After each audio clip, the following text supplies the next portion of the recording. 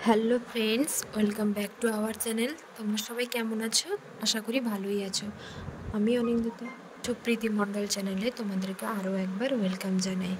তো বন্ধুরা, ব্লগটা সকাল সকাল স্টার্ট করছি। তো আমরা একটা জায়গায় যাব বলে তিনজনে রেডি হয়েছি। তো তিনজনে কে কে তোমরা বুঝতেই পারছো, আমি, সুমি আর অনি।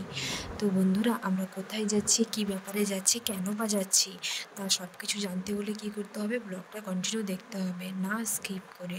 তো চলো দেখতে থাকো যে আমরা কোথায় যাচ্ছি। তো এই যে দেখো, চারিদিকে সবুজ অরণ্য, এই সবুজ গাছপালা, মানে ধান ক্ষেত দেখেই তো তোমরা একটা গেস করতে পারছো হালকার উপরে হলেও যে আমরা গ্রামের ভেতরেই যাচ্ছি।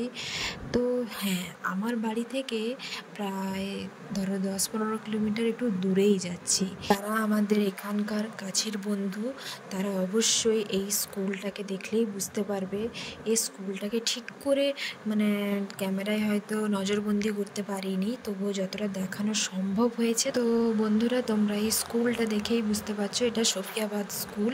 তো আমরা সফিয়াবাদ দিয়েই যাচ্ছি উত্তর আমতলিয়া। তো এই উত্তর আমতলিয়ায় কেন যাচ্ছি আমরা, তোমরা একটু বাদেই জানতে পারবে। তো এই যে দেখো বন্ধুরা, খালপাড়, এই খালপাড়টা দেখেছো? খালপাড় বলে কি মনে হচ্ছে বন্ধুরা তোমাদেরকে? কত সুন্দর, শুধু জায়গাটা দেখো। মানে আমরা সত্যি কখনো খালপাড়টা দেখিনি। তো এই প্রথমবার দেখার পর মানে এতটাই ভালো লাগছিল, মনে হচ্ছিল হেঁটে হেঁটে যাই আর প্রকৃতির সব সৌন্দর্য যেন ক্যামেরায় সব বন্দি করে নিই। তো এত সুন্দর, এই যে শিব মন্দিরটা দেখেছো? খুব সুন্দর শিব মন্দির। তো আমরা তো ঠিক করে খেয়াল করিনি, যখন গাড়ি পাস করে চলে আসি তখন দেখি শিব মন্দির।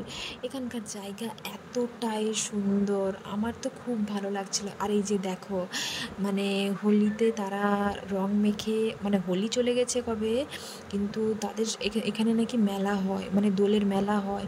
তো এই যে দেখো, চকলেট ছুঁড়ছে আর রং মেখে সবাই নাচ করছে। তো রোদ, মানে চড়া রোদ, তাতে বক্সের আওয়াজ, রং, সব যেন একাকার হয়ে যাচ্ছে। সত্যি খুব সুন্দর লাগছে এদেরকে দেখেও। তো অনেকক্ষণ বকবক করলাম বন্ধুদের সঙ্গে। তো এবার আসল কারণটা কি সেটাই এবার জানাই। তো বন্ধুরা, তো আমাদের বোনের, মানে আমাদের যে ছোটো ননদের বিয়ে হয়েছিল, তোমরা তো ব্লগেই দেখেছো আমার ছোটো ননদের বিয়ে হয়েছিল। তো ওই বিয়েতে ভিডিও ক্যামেরা হয়েছিল। তো ওই ভিডিও ক্যামেরা অনেকবার, মানে যে ক্যামেরাম্যানকে দেওয়া হয়েছিল ভিডিও ক্যাসেট করার জন্য, তো সে বারবার এমন ভিডিও করছিল, মানে ওর যে ভুল সেটা না, মানে ওই দাদাকেই বলা হয়েছিল আমার বাড়ি থেকে, মানে তোমাদের ছোটো দাদা ভাই বলেছিল দুজনের কথা আন্ডারস্ট্যান্ডিং ভুল হওয়ার জন্যই এরকম একটা প্রবলেম হয়েছে।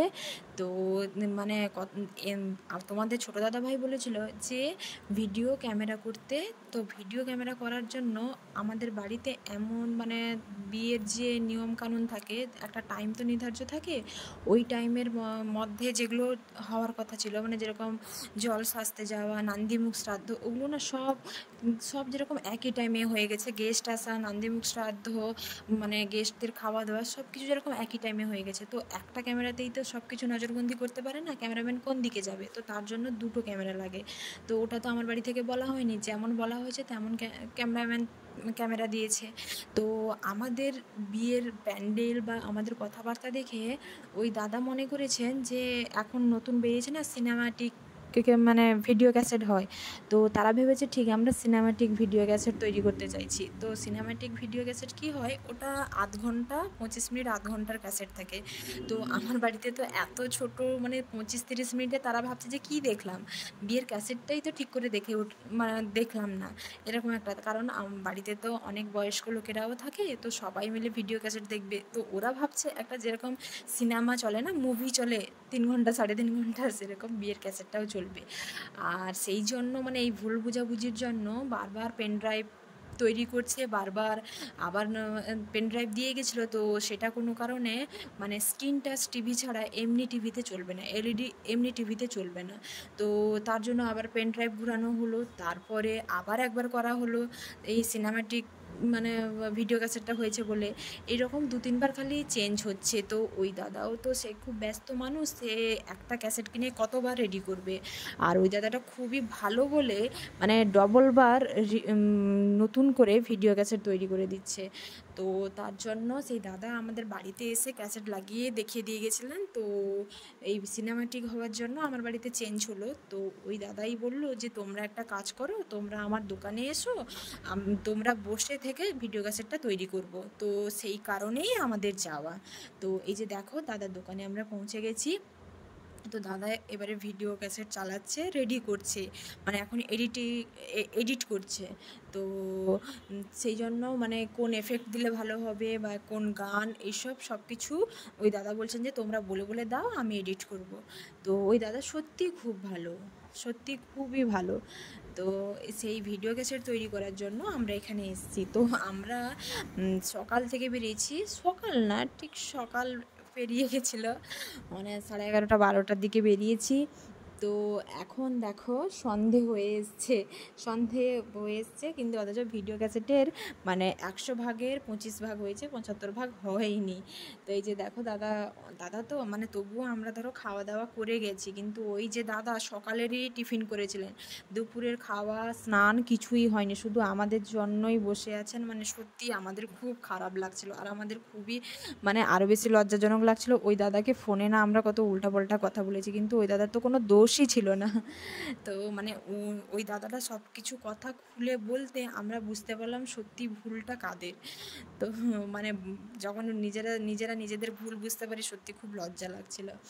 তো রাত হয়ে গেছে আর আমাদেরও খিদে পেয়ে গেছে। তো ওই দাদা তার এডিট করছে, আমরা সেই দোকান থেকে বেরিয়ে আশেপাশে খাওয়ার দোকান খুঁজে দেখলাম যে চপ ভাসছে। তো আমরা চপ কিনে খেলাম। আর তার আগে একটা কথা বলি, ওই দাদা না আমাদের জন্য cold drinks, cake, Kurkure, less, chips, chocolate অনেক কিছুই খাবার অ্যারেঞ্জ করে দিয়েছিলেন। আর অনির জন্য তো স্পেশালি, তো মানে সে আর বলার নেই, সত্যি খুব ভালো। তো এই যে দেখো এখনও এডিট চলছে। আর যার বিয়ের ক্যাসেট মানে আমাদের বোনের, তাকেও ফোন করে জিজ্ঞেস করা হচ্ছে, যেহেতু তারও তো একটা পছন্দের ব্যাপার আছে। তো সে বলছিল অবশ্যই যে তোমরা যেটা পছন্দ করবে সেটাই করো। তো তবুও তাকে ফোন করে, তার বিয়ের ক্যাসেট তো তাকেও ফোন করে দেখানো হচ্ছে যে বিয়ের ক্যাসেট কীভাবে রেডি হচ্ছে। তো সব থেকে বেশি তো তাদেরই আগ্রহ না ক্যাসেটটা দেখার, কারণ যার বিয়ে হয় সে কিন্তু বিয়েতে আনন্দ করতে পারে না, এই ক্যাসেট দেখেই বুঝতে পারবে কোথায় কী হয়েছিল বা কী ব্যাপার। তো এই যে দেখো আমরা এডিট যে করছে দাদাটা, সে বলছে আর আমরা দেখছি। তো তাতে হাসিও হয়ে যাচ্ছে, আর ওই দাদার সাথে অনেক কথাও শেয়ার করতে পারলাম, ওই দাদার কাছ থেকে অনেক কিছু জানতেও পারলাম। তো এই যে দেখো অনেকটা রাত হয়ে গেছিলো, রাত প্রায় 9টা মতন হয়ে গেছিলো। তো আর বেশি দেরি না করে আমরা বাড়ি চলে এসেছি, কিন্তু ভিডিও ক্যাসেট মানে অনেকটা বাকি ছিল। তো সেই দাদা বললো যে ফোনে এবারে গান তোমরা বলবে, আমি সেই গান অ্যাড করবো। দিয়ে আমরা বললাম ঠিক আছে দাদা, আর রাত অপেক্ষা করা সম্ভব না, যেহেতু অনেকটা যেতে হবে।